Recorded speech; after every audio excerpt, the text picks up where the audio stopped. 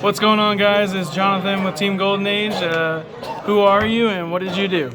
I am Tom. I got top 4 in Top Cut. I finished 6th after Swiss. Playing a deck I threw together kind of at the last minute. Awesome. Do you have any shout outs before we get started? Shout outs to the Team Golden Age. Shout outs to Cam. I'm proud of him for the way he played today. I know he came up a little short, but he played terrifically. Shout outs to Walker, McDonald, Gio, Paul, Justin. Lorenzo's always there for support, even when he's a bum and can't make it. And shout outs to the Godfather, Mr. Adam himself, who might be walking in the door while we do this. You never know. I don't know what time it is.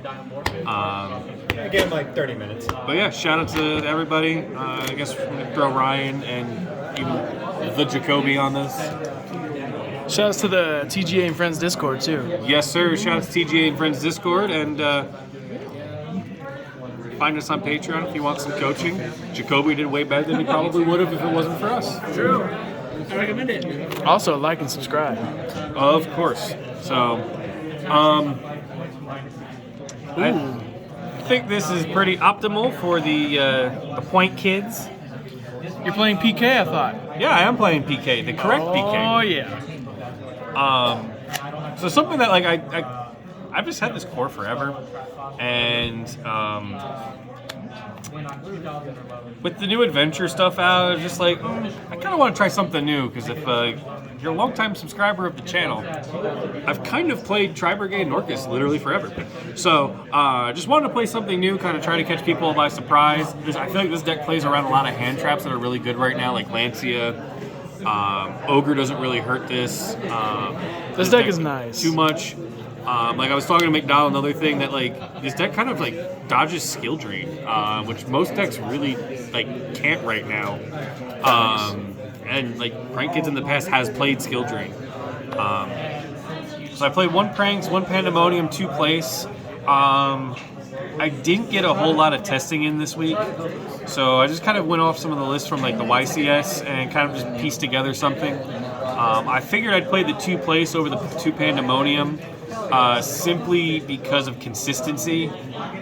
This might become a 3rd place. I think the deck just needs more consistency. Most of my losses today I felt were just from not drawing the Prank Kid monsters. And I might bump Pandemonium up to 2. Just because there were times after I resolved it one time that I'd want it again, and I think just bumping it up to 2 might work.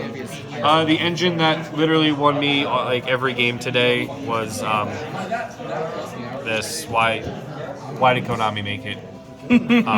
Generic negate that most decks can play. Pretty much, yeah. Especially this deck, because you don't give like you don't care at all about your normal summon.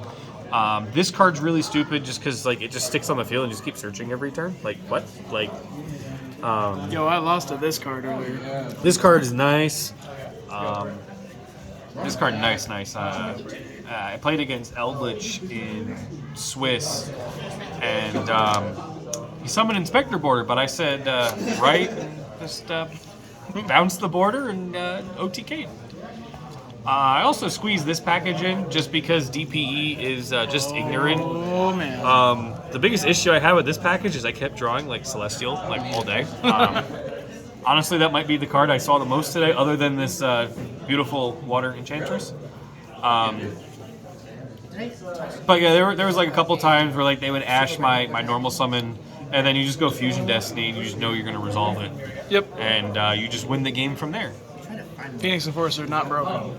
For hand traps, Ghost Ogre, it beats the adventure package, and it just beats a lot of things right now. I think it's good against Sword Soul because it like removes things.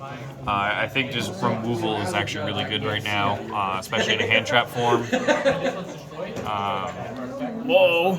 Just like McDonald, we main deck Lancia. Mine wasn't quite as good as his was today, he said, his matchups. But I still think that this is correct, especially in a deck that only banishes 1 card, really like in the entire deck, and you don't care to do it on your opponent's turn. So I felt like Lancia was a really good call. It just never came up as much as I wanted it to today. Different matchups, different plays. Imperm, resolved this a couple times. I think this is just really good so you don't get like Scythe locked. I didn't see that at all. I did actually get Scythe locked, I'm sorry, one time, and I won the game through it. I don't know how I won that game at all. I thought I was going to get OTK'd. I survived. He made a Scythe locked me. And then I used Celestial to draw into a right and cleared his board with DPE, and then just made a Draco back and just bounced his own DPE. But I like this over like Chalice, just because I can play it going second, going first, whatever. And then 3 1-ofs, Instant Fusion, because I think you have to play this card in Prank Kids. Call by the Grave. I resolved it one time against Sky Striker. And I played Thunder Dragon Fusion because you also play the Anaconda. So you can dump it to get your Summon Butler. And this card literally never came up once. I usually sided it out. And that's my story, and I'm sticking to it. I understand why this card's at 1. If this card was at more than 1, this deck would be better than it currently is, and I think this is one of the best decks in the format. 3 chickens and a dog. Why not 2 dogs? Honestly, because I don't really know the combo like as well as I should. Okay. So maybe I should play more. But this card, I resolved this card a couple of times. I usually use this just to keep like linking and making bigger monsters and keep triggering things. I had a couple of these like dropleted today, so you just make another one, then you tribute it off. 1 Link Spider, so you can link off your Pranks token that you sometimes make. I think one time I did also link off the Adventure token and attempted to go make Anaconda using it. Attempted, because I just ended up getting a Widow Anchor. And Widow Anchor. Yeah. And Anaconda, just dump Fusion Destiny and win button go burr. I played Nightmares because this actually had a little bit of extra deck space. I was able to bait something out with this, and I was actually able to resolve Unicorn. Usually I just use Unicorn as something that climbs up into this, because this just wins you like all your games. That card's kind of good. Because it's also really good because this is an Earth, this is a Wind, this is a Fire, and that's a Dark. So if you just kind of like link climb, you're going to pop like 3 or 4 cards while doing the combo. And because you're only playing 1 Pandemonium, you're more likely to make access code on your follow-up play. If anything, I could probably cut this Phoenix. I would keep the Unicorn, like I said, mostly because it just helps facilitate access code plays. But the Phoenix is also really good because you're playing so many like tokens that sometimes you just want to link like just generic things off. Because otherwise your only generic link, because these all take Prank Kid monsters, is just your Anaconda. So sometimes you just need to find a way to get monsters off the board in order to like facilitate more plays.